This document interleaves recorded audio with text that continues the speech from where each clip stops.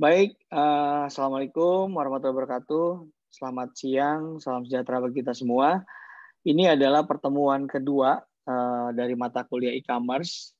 Topik atau judul yang saya bawakan kali ini adalah how to do online business ya, atau how to start online business.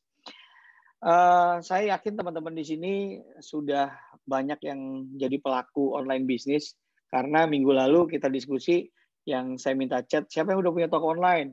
Beberapa sudah chat dan saya juga sudah catat dan memang benar bahwa kalian millennials nih yang cepat sekali belajar gitu ya dan sudah punya toko online store hari ini. Kita coba masuk di satu atau dua materi, saya akan lihat nanti waktu kita kira-kira memungkinkan atau tidak ya. Ya, saya langsung mulai. Nah, bicara tentang online bisnis, kenapa saya masuk awalnya tentang silaturahim ya, teman-teman ya. Nah, saya mau bilang gini ke teman-teman bahwa boleh jadi kita bicaranya tentang e-commerce, tapi saya pengen ada ruhnya dulu gitu. Sebetulnya apa sih jiwa dari e-commerce ini? Saya percaya bahwa hari ini alat itu atau 4.0 itu cuma alat untuk bantu kita gitu ya. Bantu kita nge-boost supaya makin banyak. Tapi terlepas dari itu ada nilai-nilai dasar yang tradisional juga yang nggak bisa kita lupakan. Salah satunya adalah tentang silaturahim. Saya mau angkat tentang silaturahmi ini menjadi salah satu bagian yang utama di dalam e-commerce.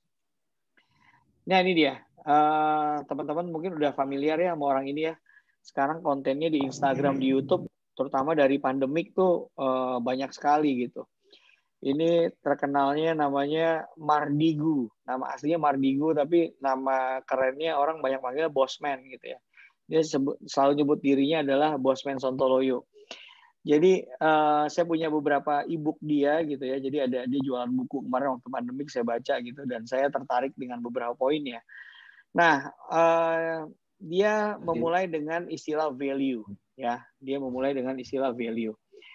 Value adalah apa yang orang lain atau labeli tentang diri kita. Jadi kalau misalnya apa sih value-nya Mas Sunarji? Apa sih value-nya Pak Ari gitu. Nah, itu tergantung nilai kita. Value itu artinya nilai adalah apa yang orang lain nilai atau kasih label buat kita gitu loh. Nah, orang tuh ngasih kita label, ngasih kita cap, itu nggak bisa cepet. Ya, itu dibentuknya lewat waktu, lewat proses yang panjang. Jadi nggak ada jalan cepat, yang ada jalan yang benar. Kalau hari ini teman-teman kenal Mas Sunarji itu sebagai pengusaha telur gitu. Saya kebetulan belum lama ngobrol juga sama Narji ya. Narji ini anak paling tua gitu ya. Nah, kemudian dia udah cukup sukses sekarang dengan usaha telurnya. Itu nggak cepat, tapi itu pasti ada prosesnya yang kita nggak tahu. Begitu saya ngobrol sama Narji, ternyata benar Narji udah coba-coba ini bahkan dari SMP dan SMA gitu. Jadi nggak heran. Jadi kalian nggak boleh kalau ngeliat ada orang sukses jadinya nyinyir, ada orang sukses jadinya gibah gitu ya, ada orang sukses jadinya iri. Karena kita nggak pernah tahu proses panjang dia sebelumnya gitu. Kita taunya Narji itu hari ini gitu. Tapi Narji yang dulu kita nggak tahu gitu. Nah, orang jadi melabeli Narji adalah sekarang misalnya juragan telur gitu ya. Atau ada orang melabeli si A sebagai juragan apa, juragan sayur misalnya. Si B sebagai juragan apa gitu ya. Mungkin ada juga teman-temannya yang ngomong bahwa lu mah pedagang banget gitu ya, lu mah PDG banget gitu. Katanya orang Padang tuh jago berdagang, makanya PDG gitu. PDG itu singkatan dari pedagang atau Padang gitu. Lu mah pedagang banget gitu. Gue nggak mau deket-deket sama lu, jangan-jangan gue bisa dijual gitu. Ada orang yang sampai jokesnya kayak gitu. Jadi ada orang yang bilang bahwa kalau orang udah jago jualan tuh, bahkan dia bisa jual kulkas atau lemari es ke orang Eskimo. Bayangin aja orang Eskimo aja udah di sana dingin, tapi orang bisa jualan kulkas untuk orang yang iklimnya dingin. Value itu sesuatu yang melekat sama kita karena memang kebiasaan kita dan apa yang udah kita capai.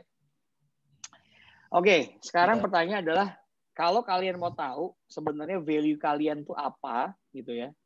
Kalian bisa ngukur ya dengan 3 hal gitu ya. Jadi kalau mau tahu value gue berapa sih atau kira-kira orang ngelihat gue gimana sih? Satu adalah dengan prestasi yang pernah kita capai. Ya, dengan prestasi yang pernah kita capai.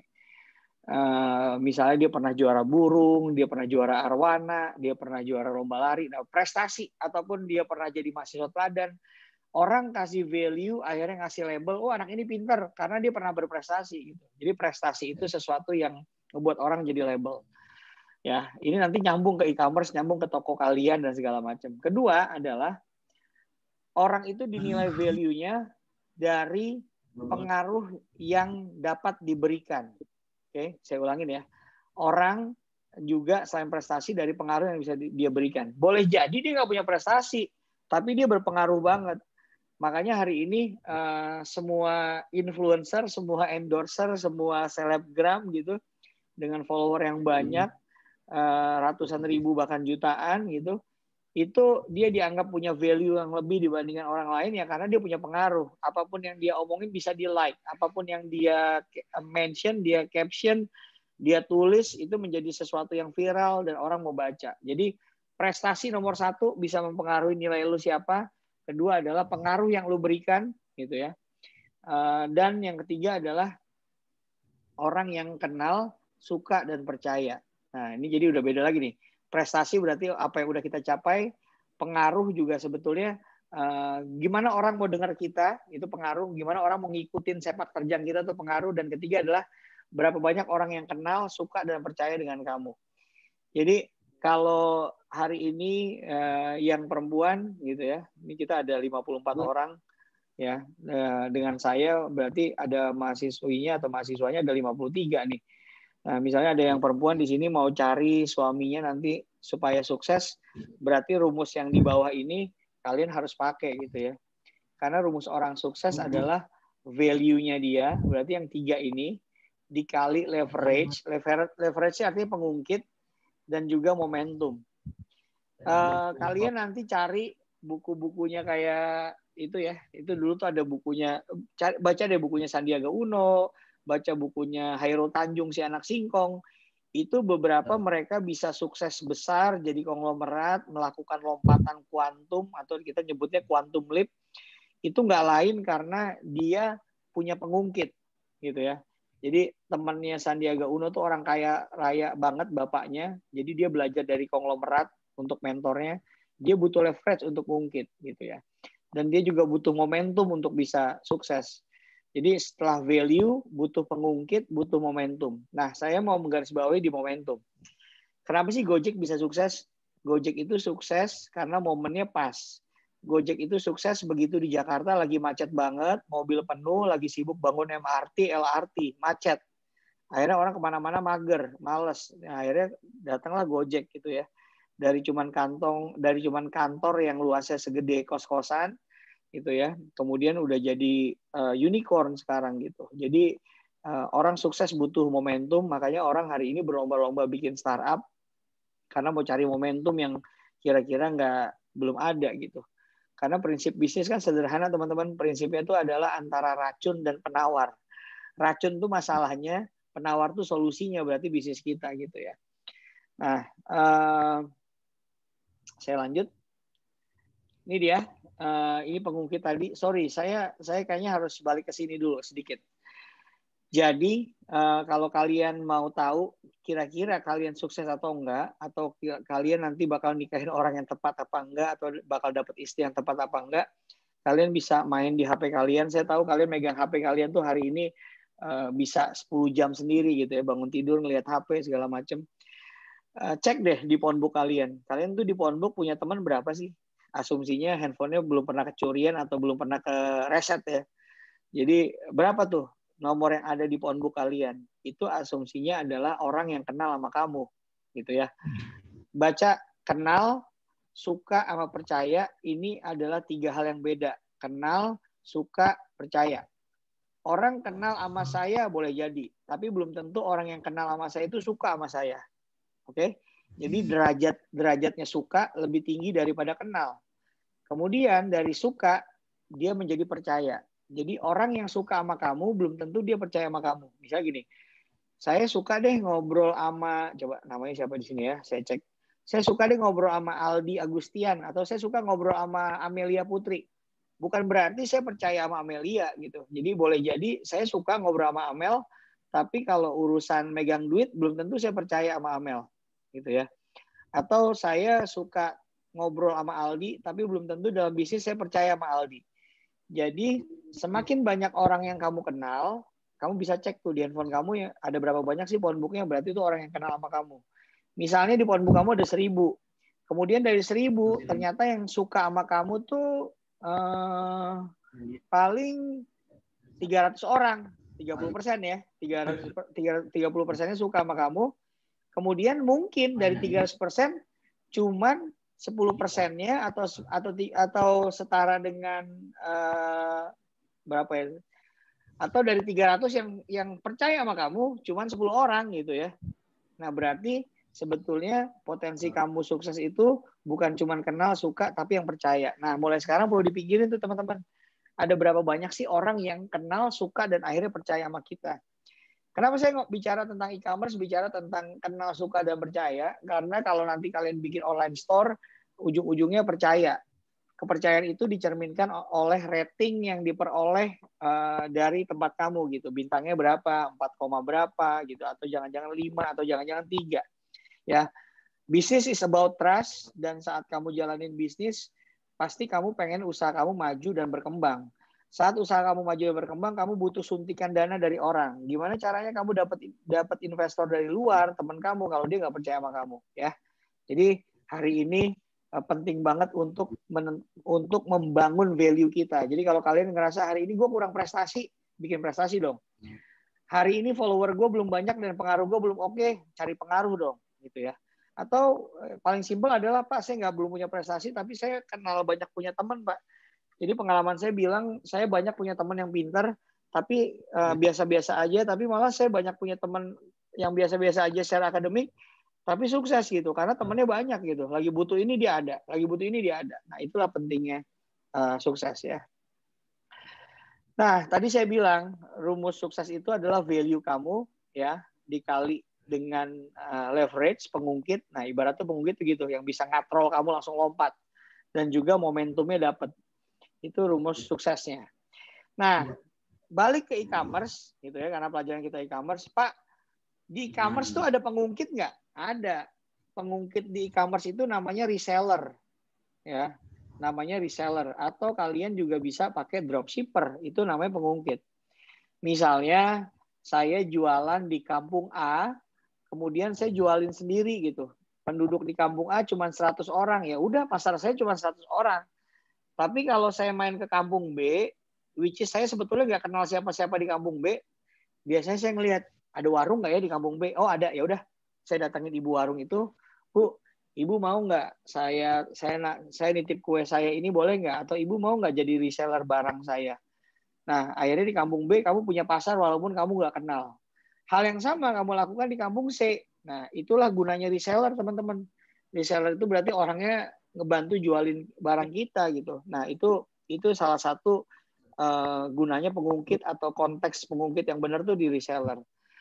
Kemudian ada lagi yang namanya dropshipper. Saya yakin kalian, beberapa dari kalian udah familiar ya. Jadi hari ini katanya kalau lu nggak bisa bisnis dan nggak bisa mulai bisnis tuh rugi. Karena sebetulnya hari ini bisnis tuh nggak butuh duit, nggak butuh barang, dan nggak bisa butuh produksi gitu. Atau kalau ada teman kamu yang bilang, gue nggak bisa bisnis gitu ya, gue nggak bisa bisnis, sorry, ini masih ada yang belum nutup suaranya, sebentar ya, Yusuf ya, saya mute deh nih Yusuf nih.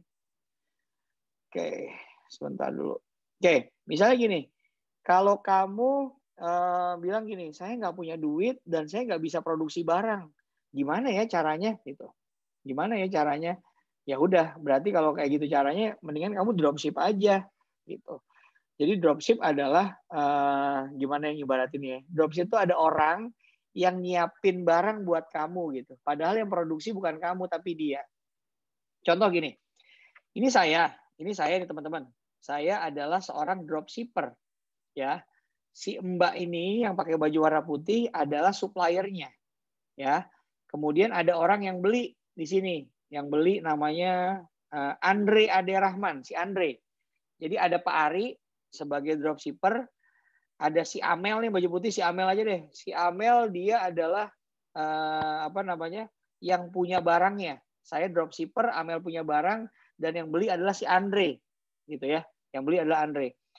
Saya bikin toko di mana? Saya bikin toko di marketplace, di Shopee, di Tokopedia gitu. Saya bilang saya akan jual odading gitu ya. Saya jual odading nih gitu. Padahal saya nggak bisa masak odading. Saya nggak bisa masak, saya nggak punya duit ya gitu. Tapi kok bisa jual odading? Karena saya ngambil odadingnya dari si Amel. Saya ngambil odadingnya dari Amel. Begitu si Andre, ya Andre pesan ke saya, kemudian pesanan Andre saya terusin ke Amel. Mel, gue dapat pembeli nih, namanya Andre. Tolong lu kirim ya Mel, ya lu kirim ya barang lu ke Andre. Nanti uangnya gue yang bayar. Bener nggak? Saya bayar ke Amel pakai duitnya Andre. Saya ngasih odadingnya punya si Amel, bukan punya saya. Artinya adalah kalian hari ini bisa melakukan dropship tanpa bisa produksi barang, tanpa perlu punya duit.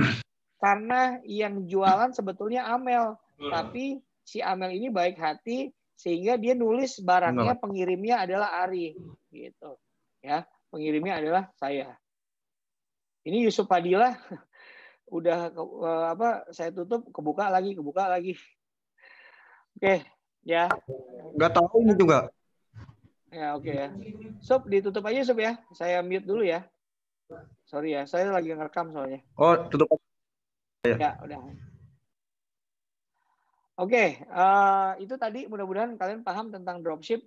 Nah, saya stop share screen dulu ya teman-teman. Saya coba cari share screen yang lain yang basic.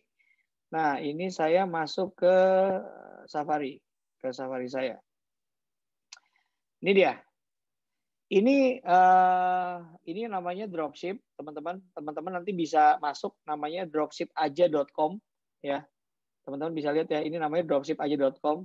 Saya masuk di Google, saya ketik dropshipaja.com, saya langganan nih dropshipaja.com. Bayarnya tuh sekitar 100.000 something lah ya per tahun gitu. Dari sini saya itu bisa jualan barang teman-teman, barang-barang yang ada di dropship ini. Jadi ada satu pengusaha namanya Rico Huang, dia bikin website gini, ini namanya dropship gitu. Kemudian saya bisa ambil barang-barang dia. Nah, dari sini saya bisa punya flash disk. Dari sini saya bisa jualan temper glass. Dari sini saya bisa jualan masker gitu ya. Contoh, saya ternyata di tengah jalan saya dapat order dari Dekan FE. Pak Ari, bisa nggak sih Pak Ari supply flash disk ke saya? Oh, saya bilang, Pak, tenang. Saya bisa nyuplai flash disk. Dari mana? Karena saya anggotanya dropship. Saya tinggal masuk ke produk, kemudian saya masuk ke custom flash disk gitu ya. Nah, saya pilih nih. Mau custom apa? Kita mau custom ini ya. Nggak jadi deh, kata Pak Dekan. Pak Ari, ganti, jangan flash disk. Saya mau pesan kaos. Kaos untuk anak-anak FE. Ya udah, saya nggak punya mesin jahit segala macam, saya bisa punya kaos sendiri. Nih, saya klik kaos saya, gitu ya. Pak Dekan mau pesan ukuran apa? Saya mau pesan yang XL, kemudian yang L segala macam. Oke, saya order ya. Saya order nih. Sebelum order, ternyata Pak Dekannya maunya ada lambang FE-nya. Ya udah, saya desain online. Saya klik desain online. Ini bajunya gitu ya. Ini ada baju gitu. Oh, saya mau ditaruh gambar deh, atau saya mau ditaruh tulisan, tambah tulisan. Saya tinggal ketik add text gitu ya, atau mana sebentar. Intinya saya bisa nulis apapun di sini gitu ya, atau saya mau pakai gambar deh. Saya mau pakai gambar apa ya? Oh, gambar ini deh. Saya mau ada gambar zoom-zooman misalnya di sini. Oh, ini misalnya gini. Saya mau ada gambar muka saya dengan orang lain. Saya bisa naruh nih teman-teman foto saya di sini.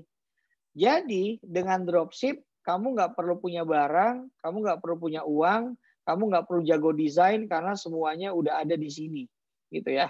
Jadi nanti pelajari aja nih teman-teman tentang dropship ini gimana gitu ya. Nah, kalau kita masuk ke dalam Google gitu ya, ini Google nih, ini Google. Saya masuk ke Google deh, gitu ya. Saya ulang ke sini. Saya masuk ke Google. Terus saya ketik, sorry. Teman-teman bisa ngelihat layar saya kan ya? Boleh salah satu bersuara? Boleh dibuka mute-nya? Bisa, Pak. Bisa ya, baik. Bisa, Pak. Oke. Bisa. Oke, baik. Alhamdulillah. Thank you. Boleh di mute lagi. Misalnya masuk Google, saya tulis namanya dropship ya. Nah, kalian bisa lihat ini yang di nomor 1, nomor 2 ada tulisannya iklan, berarti dia bayar ke Google untuk ada di nomor 1 dan nomor 2 gitu. Ya, jadi mereka kenapa bisa ada di atas? Karena mereka bayar. Nah, ada beberapa saingan yang kayak dropship gitu ya. Ada dropshipper.co.id, kemudian ada dus-dusan, ada dropship aja, ada sahabat dropshipper, banyak banget. Hari ini banyak banget orang yang bisa nyediain barang gitu. Jadi hari ini kalau kalian nggak punya barang dan nggak bisa jualan tuh aneh, karena hari ini semua orang bisa dapetin itu gitu ya. Sip, saya oke. Sebelum saya balik ke slide, sejauh ini ada pertanyaan dulu nggak sedikit tentang dropship? Lancar semua? Atau ada yang mau ditanya sedikit? Boleh? Ada yang mau nanya? Aman lanjut. Aman ya. Oke, lanjut ya. Oke. Kemudian untuk teman-teman yang udah tahu, saya yakin nih beberapa juga udah expert, tapi mungkin ada beberapa yang belum tahu. Jadi saya tetap harus nyamain di baseline-nya dulu biar sama ya. Nah, kemudian saya buka lagi ke slide. Sebentar ya.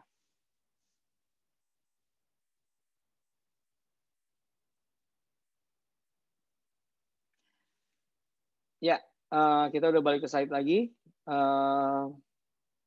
Tadi ini udah. Butuh dropship. Nah, gini ya. Kita mungkin gampang nyari data. Ya, ada berapa banyak sih masjid di Indonesia? Ada berapa banyak gereja di Indonesia? Ada berapa banyak pura di Indonesia gitu ya. Nah, saya cuma mau bilang adalah kalau kalian nanti bermain dengan reseller, masuklah ke komunitas-komunitas gitu ya. Jadi kita nggak pernah memberdayakan masjid aja sih. Padahal di masjid itu punya DKM, di masjid itu punya jamaah. Begitu juga dengan di gereja.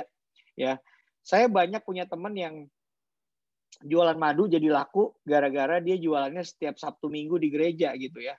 Dia jadi punya komunitas. Sama juga saya banyak punya teman yang jualan madu propolisnya lancar gara-gara dia punya atau dekat sama ustadz untuk yang sering ngadain pengajian. Nah, ini yang kadang-kadang kita lupain ya, di reseller-reseller ini yang kita nggak pernah jalanin. Nah, ini tadi yang saya bilang jualannya di dropship itu, ya, kalian langganan misalnya satu tahunnya 100-200 ribu, tapi kalian bisa dapat barang yang banyak dari mereka. Dan enaknya kalau kita masuk ke platform-platform yang kayak gini, dropship.com segala macam, barang-barangnya itu terjamin, kualitasnya terstandarisasi, dan kemungkinan mereka ngelicikin kita, kan mereka bisa ngelicikin nggak? Bisa aja. Tadinya saya pesan ke Amel, saya bilang ke Amel, Mel nanti kirim ke Andre atas nama toko saya ya, toko Ari ya. Ternyata dia bilang, enggak deh, enak aja, gue nulisnya tetap toko Amel dong gitu ya. Walaupun duitnya masuk ke saya, tapi dapat saya pastikan ke depannya si Andre nggak akan beli lagi ke toko saya, karena ternyata yang datang dari toko Amel gitu. Ya, jadi bisnis is about trust tadi yang saya bilang tentang kepercayaan. Oke. Minggu lalu saya udah bilang tentang offline dan juga online. Saya tuh orang yang percaya bahwa offline tuh nggak akan mati lah, tetap ada. Dia mengecil, tapi kemungkinan nggak akan mati. Jadi ada orang yang menyebutnya sekarang namanya O2O ya. O2O adalah from offline to online. Jadi dari offline menjadi online. Itu nyebutnya O2O. Nah, gimana sih cara start jualan gitu ya? Saya ngebagi beberapa hal. Pertama adalah orang tuh nggak mesti jualan harus di marketplace, nggak mesti juga jualannya di sosial media. Orang bahkan dengan WA, dengan Telegram, dengan Line orang bisa jualan gitu ya. Tergantung nanti kalau kalian mau dapetin suppliernya dari Korea, makanya KakaoTalk. Kalau kalian mau dapetin suppliernya dari Cina, pakainya WeChat gitu ya. Jadi setiap negara tuh rata-rata mereka punya aplikasi chatting yang mereka preferable gitu. Kenapa sih orang Korea suka sama Kakao, bisa nonton film Korea gitu. Kenapa orang Jepang suka Line gitu, macam-macam. Nah, kenapa di Cina orang pakai WeChat? Karena WeChat itu di Cina udah nyambung sama pembayaran gitu, ya, nyambung sama pembayaran. Jadi Cina tuh ketat banget teman-teman. Sekarang nih udah makin ketat, apalagi sekarang dia udah mulai mau banyak ini ya ribut sama Amerika gitu. Jadi bayangin aja kalau kita mau ngedownload WeChat hari ini, itu biasanya butuh approval dari orang Cina juga. Maksudnya gini, saya mau download aplikasi WeChat gitu ya, atau saya mau ngaktifin aplikasi WeChat saya. Dia akan nanya aplikasi ini, lu punya temen nggak di Cina yang punya WeChat juga. Misalnya si Rizky ternyata tinggalnya di Cina, di Guangzhou. Nanti dia minta nyebutin, mana nomornya si Rizky? Oke, saya masukin. Nanti dia akan kirim notifikasi ke si Rizky tuh. Rizky, ini ada orang minta notifikasi, di approve nggak gitu. Bayangin. Jadi kita bisa diterima mendownload aplikasinya WeChat kalau dari Cinanya tuh meng-approve.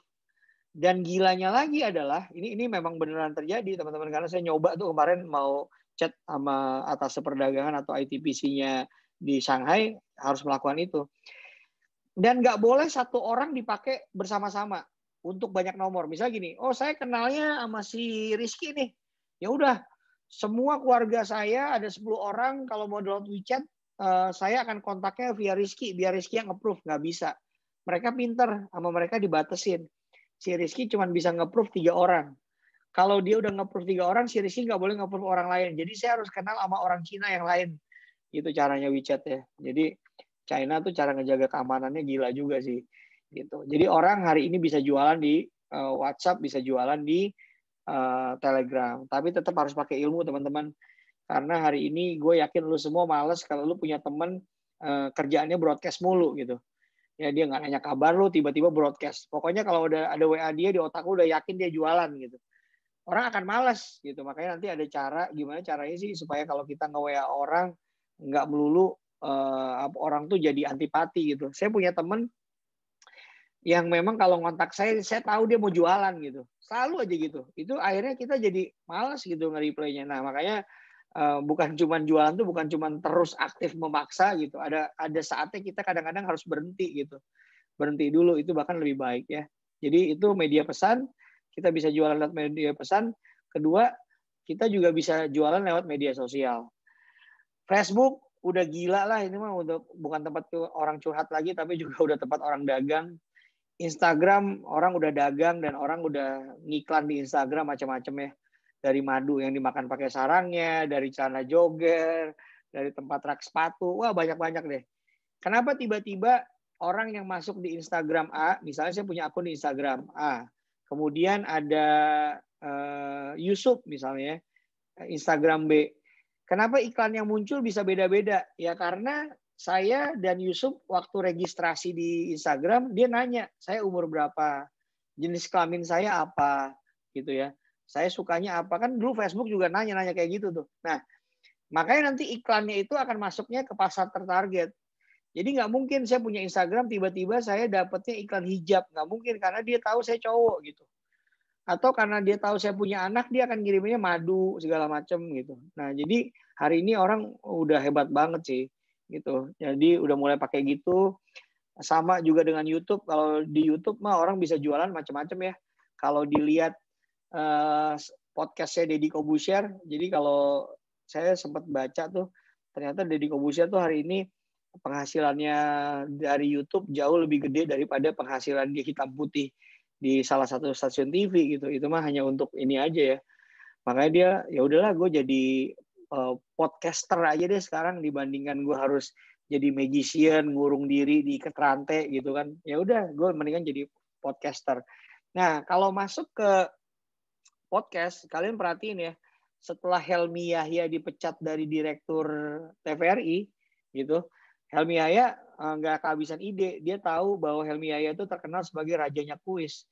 Ya udah, gue bikin podcast aja deh. Secara dia kenal sama orang yang terkenal banyak banget, relasinya oke. Nah ini kan kembali lagi ke value yang tadi saya bilang. Lu kenal siapa sih? Orang percaya sama lu siapa aja sih? Itu akan pengaruh banget ke network lu nantinya. Nah, si Helmi Yahya bikin podcast langsung subscribernya banyak banget gitu ya. Sama tadi juga dengan Mardigu juga sama. Nah kalau kamu perhatiin yang di podcastnya Deddy Corbuzier, itu Deddy Corbuzier di endorse-nya banyak banget. Kalau lu perhatiin di mejanya ada gelas Tokopedia, ya kan? Itu Tokopedia bayar loh sama dia. Atau dia ada botol minum Le Minerale gitu ya. Dia bayar lagi sama dia, bayangin. Jadi dia bisa dapat income dari sesuatu yang indirect yang ada di meja dia gitu. Hanya untuk dipampang dia dapat. Belum lagi kalau dia ngulas sesuatu barang gitu. Jadi ya itulah orang udah mulai sampai ke sana gitu. Twitter, saya jujur masih pakai Twitter, saya suka sih karena Twitter nggak banyak basa-basi. Di Twitter pun ada iklan teman-teman, ya ada iklan juga gitu. Dan terakhir TikTok, nah ini yang lagi happening nih. Jadi orang nggak cuma joget-joget di TikTok, tapi orang juga udah mulai edukasi. Orang banyak loh mengedukasi tentang digital marketing, edukasi tentang bikin copywriting lewat TikTok. Kemudian gampangnya TikTok kan videonya gampang di-download. Kalau udah gampang di-download, nanti video TikToknya dia posting lagi gitu, misalnya di Instagram atau di WhatsApp gitu. Kenapa sih TikTok jadi happening? Dulu sempat alay, sekarang jadi nggak alay lagi. Ya karena membuat konten menarik aja tuh nggak cukup gitu. Atau kasarnya gini, lu jadi orang baik aja nggak cukup hari ini, tapi lu juga harus pintar. Dalam konteksnya bikin konten, lu nggak cukup hanya bikin konten yang berguna gitu, tapi konten lu harus asik gitu. Jadi anak-anak zaman sekarang nggak terlalu peduli dengan orang baik lagi, tapi juga lu harus asik. Karena kalau lu asik lu diterima gitu. Itu tentang media sosial. Kalau ngedalamin satu-satu pasti akan panjang banget sih. Nah, bisa dagang berikutnya, tadi dagang pertama di media pesan. Kedua, orang bisa dagang di media sosial. Dan ketiga, orang bisa dagang di marketplace. Nah, ini juga ada pembabakan zamannya nih. Ya. Jadi zaman dulu kita mungkin tahu namanya Kaskus, orang cuma diskusi doang gitu di Kaskus, ngobrol gitu ya. Gan, sundul gan gitu kan. Kemudian dia ngomong apa sih? Pertamax gan gitu ya. Ngomong komunitas, terus jual beli barang second atau pre-love, bayarnya COD-an gitu. Atau hari ini kalian masuk situsnya OLX. OLX rata-rata barang bekas, jual mobil bekas, jual motor bekas, dan COD gitu ya. Karena dia nggak pakai payment gateway. Payment gateway itu berarti dia punya metode pembayaran. Ya, ada sih, tapi memang nggak selengkap seperti marketplace. Bicara marketplace, balik ke 3-4 tahun lalu, Shopee kayaknya belum happening tuh, ya belum happening lah 5 tahun lalu ya. Ada juga Zarola dulu ya. Nah, bedanya marketplace sama online store tuh begini teman-teman. Kalau online store itu kayak Zarola dulu tuh. Zarola tuh jadi dia punya barang, ya. Kemudian di website dia cuma jual barangnya dia doang. Nah, itu namanya online store. Kalau itu menurut definisi saya. Sedangkan kalau marketplace adalah itu cuma platform yang dibikin buat rame-rame gitu. Bahkan si platform ini nggak jualan. Dia nggak jualan barang, yang jualan orang lain yang ngisi pasarnya dia. Sedangkan kalau kayak Zarola, itu dia barangnya dia yang dijual. Nah, saya ngelihat polanya adalah gini, orang-orang yang memaksakan diri gitu ya, menguasai semuanya, hari ini nggak sukses gitu. Jadi mereka yang pokoknya platform gua, kemudian yang boleh jualan cuman gua, nggak laku. Justru hari ini orang mulai gimana caranya bisa masuk di marketplace yang gratis. Seperti yang minggu lalu saya bilang, orang tuh hari ini nyarinya yang murah, nyarinya yang gratis. Kalau bisa gratis, kenapa harus bayar gitu kan? Walaupun nanti tetap aja lu akan kena. Begitu lu udah masuk Shopee, mau nggak mau lu, aduh, kok nggak ada yang beli? Dia mau ngiklan nggak gitu kan? Nah, dia mulai dapat lah dari sana gitu. Dan Shopee, Tokopedia juga mereka nggak bodoh. Itu bayangin nggak setiap traffic yang terjadi kalau ada orang beli handphone, ada orang beli gelas, beli apa, dia mulai punya logistik sendiri. Jadi dia mulai punya antar aja, dia mulai punya, itu adalah grupnya mereka. Jadi bayangin nggak, boleh jadi dia nggak dapat untung dari naikin harga, tapi setiap orang transaksi, ratusan ribu transaksi, itu harus pakai logistik dia. Karena begitu milih orang mau pakai mana, JNE, Tiki, Ninja gitu, lu akan milih yang antar aja. Kenapa lu milih antar aja? Karena antar aja itu ada diskon vouchernya. Karena yang antar aja lebih murah, ya kan? Hebat dong. Dia bisa menggiring orang-orang untuk milihnya tuh pakai platform situ gitu loh. Sama juga dengan konsepnya Gojek sama GoPay gitu. Kalau kamu pikir gimana sih cara GoPay bekerja gitu? Kenapa sih ada ibu-ibu jualan gado-gado di dalam gang yang orang dulu nggak tahu, sekarang bisa laku gitu. Karena adanya Gojek dan juga GoPay, adanya Gojek, GoPay dan juga GoFood gitu. Cara kerjanya kan sederhana. Saya yakin teman-teman di sini udah punya, mungkin ada beberapa udah punya makanan, kemudian daftarin beberapa bulan nunggu di GoFood atau di GrabFood. Kan mereka mainnya komisi teman-teman. Kalau saya jualan gado-gado harganya 10.000, saya daftarin di Gojek gitu ya. Nanti Gojek bilang, oke, saya akan ambil keuntungan dari setiap transaksinya toko gado-gado Pak Ari sebanyak 20%. Jadi Bapak, kalau biasa jual ke orang 10.000, kalau di GoFood, Bapak naruh harganya 12.000 ya Pak. Kok 12.000? Iya, karena 2.000-nya buat si Gojek gitu kan. Saya nggak mau karena nanti harga gado-gado saya jadi mahal. Oke, kalau gitu harga gado-gado Bapak tetap 10.000 ya Pak. Tapi 2.000-nya tetap buat saya. Jadi yang tadinya saya terima 10.000 jadi 8.000 sekarang. Dia ngasih kita pilihan 2. Kok bisa sih dia kaya hanya dengan main 2.000? Ya jangan lihat 2.000-nya dong bos. Ya, satu hari transaksinya bisa ratusan ribu transaksi. Atau sekarang kalau transaksinya 1 juta transaksi aja ya, kemudian dia ngambil untung 2.000 gitu ya. Yang tadi nolnya 6 jadi nolnya 9. Berarti dia 2 miliar sendiri. Duduk ongkang-ongkang kaki sambil ngupil, transaksinya bisa segitu gitu. Nah, uang yang didapat dari 2 miliar itulah yang dipakai sama Gojek, yang dipakai sama Grab untuk bakar uang. Bakar uangnya apa? Yaitu dia ngasih cashback buat kamu. Beli deh gado-gado ini, nanti cashback ya. 10%, cashback 20%. Pintarnya lagi setelah dikasih cashback, lu dikasih batas atas. Cashback-nya 30% tapi maksimal 20.000 ya. Ya, atau lagi makan di kedai kita nih. Kita habis makan 300, 400.000, 500.000. Pak, pakai ini aja, pakai Shopee Pay aja atau pakai OVO aja. Oh iya, cashback ya? Cashback Pak, berapa persen? 30%. Tapi 30%-nya dari 500.000 kan harusnya gede. Tapi nggak bisa Pak, maksimalnya 20.000. Nah gitu. Jadi sebetulnya apa yang dia bakar-bakar uang kasih promo itu dari kantong yang lain gitu. Ya. Jadi bisa jadi yang dia kasih ke kamu sebagai promo adalah sebetulnya itu adalah keuntungan yang harusnya buat dia dari tukang gado-gado. Jadi praktis sebetulnya tukang Gojek itu atau si Gojek, pengelola Gojek dan Grab itu dia nggak rugi apa-apa. Karena dia cuma mindahin duit. Yang harusnya buat saya kasih ke orang lain gitu. Dia cuma transfer doang. Oke. Sejauh ini masih bisa dipahamin ya. Mudah-mudahan saya nggak kecepatan nih. Boleh? Mau ada yang nanya dulu? Mau ada yang nanya? Atau aman masih?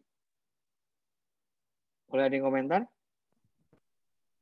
Aman, aman. Aman ya. Saya mau Gimana? masih aman. Aman ya. Ya, oke. Siap. Saya lanjut lagi. Sekarang, nah ini dia. Kalian harus tahu kalau kalian punya toko online sekarang, kalian harus tahu bahwa perilaku orang-orang di e-commerce itu disebutnya sebagai zero moment of truth. Ya. Zero itu artinya 0 atau kosong gitu ya. Moment, jadi momen 0 gitu ya. Of truth, jadi moment of truth itu artinya gimana ya? Kesempatan yang saat ini juga gitu loh. Kesempatan yang saat ini juga itu moment of truth. Nah, yuk kita sama-sama lihat apa sih yang dimaksud dengan zero moment of truth. Hari ini kalau orang berbelanja itu orang udah mulai nggak kayak dulu gitu. Mungkin kalau generasi ibu kita, ibu kalian atau nenek kalian, gue mau beli ya udah gue ke pasar gitu ya. Toko mana yang murah? Di sana ada, samperin. Udah gitu tawar gitu kan. Yang dilakukan begitu gitu kan. Dia pergi nawar, datang gitu. Sekarang nggak usah. Kalau ada orang mau nawarin ke lo, mau nipu lo gampang. Lo nawarin apa? Gitu. Gue nawarin ini deh, pot bunga gitu ya. Pot bunga lagi happening nih ya. Ibu-ibu lagi pada hobi hidroponik nih sejak pandemi gitu kan.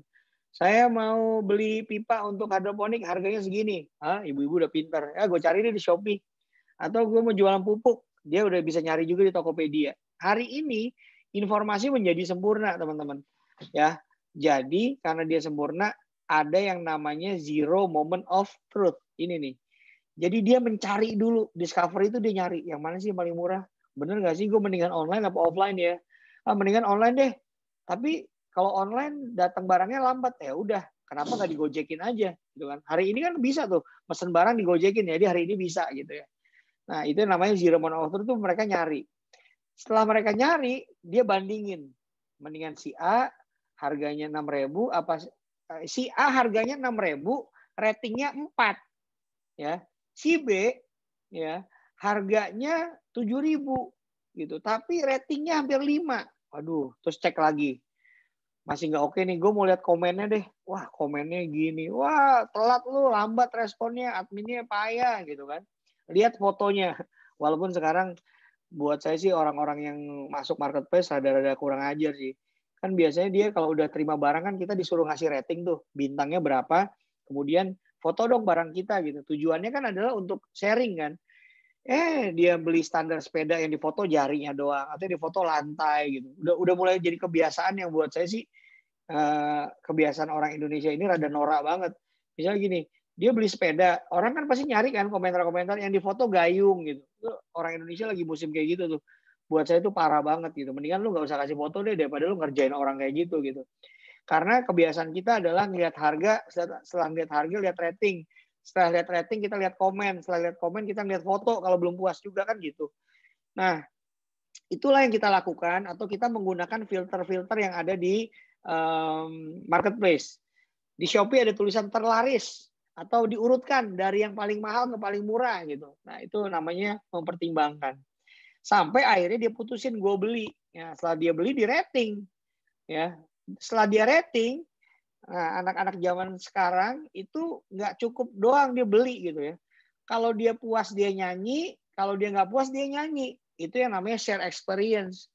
Jadi kalau gue puas, wah gue cerita. Kalau dia nggak puas, dia mulai curhat di sosial media. Gila nih toko online, parah nih gitu ya. Nah, karena kenapa? Memang orang tuh punya kecenderungan untuk menceritakan hal buruk atau cerita negatif tuh punya kecenderungan lebih semangat dibandingkan menceritakan hal yang baik ya. Makanya dulu di TV sempat ada acara namanya Good News gitu ya. Karena rata-rata berita yang beredar di TV juga semua bad news. Jadi lu perhatiin kenapa lambe turah, lambe nyinyir, acara silet, gosip segala macam itu rame ya karena isinya beritanya yang negatif semua gitu. Orang suka dengan berita-berita yang negatif gitu ya. Ada tiba-tiba artis nikah gitu ya. Kayak nikahnya baru 3 bulan deh, kok udah brojol anak sih gitu. Wah, lambai turah, lambai nyinyir itu mah udah paling gila sih. Gitu kan, lagi sama siapa nih? Gue juga nggak tahu tuh siapa intel yang bisa ini ya ngelihat itu. Tapi that's happen gitu. Jadi kalau orang dulu cuma nyari kemudian mempertimbangkan bandingin terus beli, kalau anak sekarang enggak, dia nyarinya total, kemudian dia beli, dia banding-bandinginnya parah, kemudian dia akan kasih penilaian yang objektif, selanjutnya dia akan sharing ke teman-temannya. Nah, jadi inilah yang menjadi penting banget gitu untuk pelaku e-commerce ketahui, gitu teman-teman. Oke, ini slide terakhir. Jadi karakteristik orang-orang yang sekarang itu kalau dia nyari barang gitu ya, dia selalu punya prinsip adalah semua pengennya open atau keterbukaan, openness. Kedua, apapun hasilnya dan pengalaman gue ceritain gitu ya. Misalnya istri saya habis beli pot bunga kemarin gitu ya. Wah, dari mana? Dari Instagram, di foto pot bunganya, cepet. Udah gitu di-update di Instastory dia mention tokonya. Makasih ya udah begini gitu. Itu yang disebut dengan sharing gitu. Yang akhirnya orang tadi nggak mau beli jadi tokonya apa sih? Bagus nih di Instastory-nya, diklik mention ini. Peer to peer itu artinya teman. Jadi antar pertemanan ya. Jadi satu orang bisa mempengaruhi orang lain. Jadi hari ini kalau buat saya orang lebih percaya sama temennya dibandingkan sama bintang iklan gitu ya. Jadi kalau dulu motor Vario iklannya Agnes Monica dan bla bla bla gitu ya, atau ada motor Mio itu pakai artis-artis bayar mahal gitu udah nggak terlalu musim karena orang lebih yakin sama pendapat temennya. Kenapa? Karena dia tahu temennya akan jujur dan dia nggak punya motif gitu. Orang lebih suka komen dibandingkan hanya cerita-cerita begitu. Makanya nanti boleh juga sih kita masuk ke topik tentang endorser ya. Jadi kenapa orang milih endorser gitu sekarang benar-benar teliti banget gitu. Misalnya ada orang mau buka atau mau ngejual tentang produk kosmetik dia. Ini 1-2 tahun ini orang-orang banyak tuh bikin brand kosmetik gitu ya. Ini sebenarnya nggak lain karena terinspirasi sama Wardah di beberapa tahun terakhir. Percaya nggak sih bahwa Wardah itu hari ini memegang market share paling tinggi untuk kosmetik muslim. Jadi dia melakukan segmentasinya benar banget. Jadi dia bukan cuman, dia tahu bahwa kosmetik disukai sama wanita, tapi dia lebih spesifik lagi. Wanitanya adalah wanita muslimah gitu ya. Dia cari tuh gitu. Mulailah dia pakai Dewi Sandra gitu ya. Ya kayak gitu-gitu dia mulai pakai atau Laudia Cynthia Bella dia pakai. Nah dia udah tahu gitu. Oh iya, kalau milenial ini kayak gini. Nah, makanya beberapa brand kosmetik lokal yang saya tahu kayak di Bandung, di Jakarta, itu dia nentuin orang-orang yang mau endorse dia dia teliti dulu gitu. Misalnya gini, gue mau masuk di customer A. Customer A itu adalah berarti customer dengan penghasilannya tinggi. Atau lu mau masuknya di customer B yang menengah. Atau di customer C yang ekonominya rada lebih lemah lagi. Contoh gini deh, kalau lu perhatiin akun sosial medianya Raffi Ahmad, itu banyak banget followernya, bahkan dia salah satu yang terbanyak juga. Cuman banyak juga follower dia tuh adalah para dasyater atau alay-alay yang lain gitu. Nah, masanya si alay-alay ini kira-kira cocok nggak untuk produk lo gitu. Jadi belum tentu orang yang followernya banyak cocok untuk merepresent dari brand dari barang kita gitu. Itu sih, karena biasanya seorang public figure, seorang selebgram itu punya merepresent sesuatu gitu. Misalnya kayak KKI gitu, gue bisa pastikan tuh rada-rada alay gitu, dan lu nggak cocok iniin untuk brand lo yang sesuatu, yang lu mau tampilin tentang elegan dan lain sebagainya. Itu saya tuh sebetulnya mau masuk ke materi selanjutnya dikit ya, cuman saya mau buka sesi tanya jawab dan diskusi dulu deh ke teman-teman. Ada sedikit yang mau ditanyain nggak? Mungkin kita bisa sharing sama-sama, atau boleh jadi ada pertanyaan teman-teman, belum tentu saya juga tahu, nanti kita bisa sama-sama sharing ya. Silakan kalau mau ada yang nanya dan diskusi. Pak, saya mau tanya, Pak. Boleh. Mas Aris Munandar ya? Ya, Pak. Boleh ngeliat videonya, Aris? Saya biar tahu mukanya yang mana.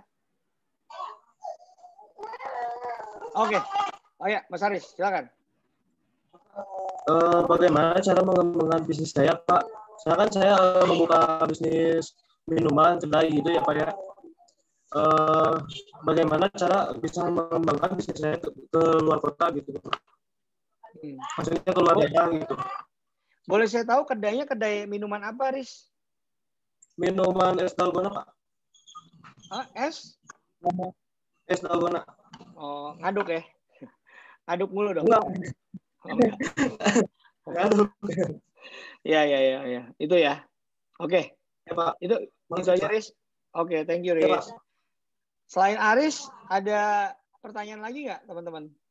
Siapa lagi kira-kira selain Aris?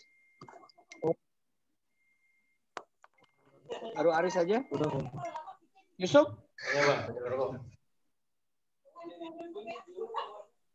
Yusuf mau nanya, Yusuf? Assalamualaikum. Mau Pak mau nanya? Silakan, Sob. Saya mau nanya Pak tentang jual beli kendaraan. Saya kan sering gitu Pak, sering bisnis kecil-kecilan, jual beli motor second sama mobil second yang harga pasarannya lumayan terjangkau gitu Pak. Kalau misalkan di daerah-daerah, saya yang kurang kurang menguasai itu ketika saya beli barang semacam motor, misalkan saya mempunyai uang sekitar 8 juta, saya beli motor second 2 unit. Nah, di situ saya keadaan uang saku saya itu nggak ada Pak. Si unit dua unit motor itu belum laku lah. Saya mau menanyakan tentang bagaimana caranya biar modal motor itu nggak dijual, biar uang saku ada, cuman bertahan itu Pak modalnya. Gimana itu Pak? Ngerti saya. Ya, saya ngerti pertanyaan Yusuf. Oke, Sob. Ya. Saya tampung ya. Jadi tadi ada pertanyaan dari Aris, itu kemudian pertanyaan dari Yusuf ya. Oke, Sob. Sip. Ada satu lagi boleh? Nggak apa-apa? Saya akan upayakan selesai sebelum 11:30 ya. Boleh? Ada lagi yang mau tanya?